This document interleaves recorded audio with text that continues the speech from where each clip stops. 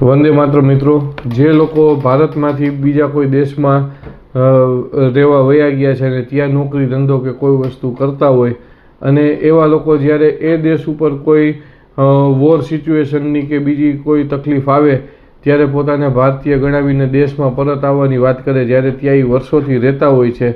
તો એવા લોકો માટેનો મેં એક વિડીયો બનાવેલ હતો, પણ એમાં મને એક એવી કોમેન્ટ આવેલી કે એ લોકો ત્યાંથી ભારતમાં આવક મોકલી અને દેશની જીડીપીમાં વધારો કરાવે છે.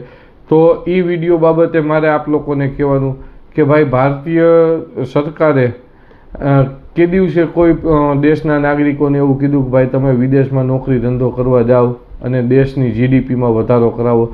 એ તો તમે ભારતમાંય કામ ધંધો કરી, નોકરી કરી, ધંધો કરીને તમે દેશની જીડીપી વધારવામાં મદદ કરી જ શકો છો ને.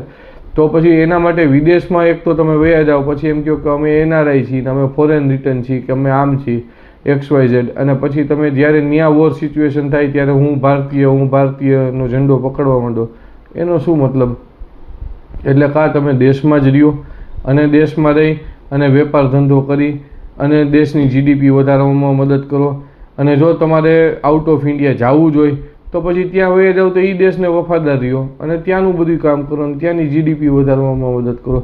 બે બાજુ પગ રાખી અને જે ડુપ્લેક્સ નીતિ તમે લોકો કરો છો એ વસ્તુ છે એ મારી દૃષ્ટિએ ખોટી કહેવાય, જે મારી સમજ મુજબ મને ખોટી લાગે છે, એટલા વિડીયો બનાવ્યો છે.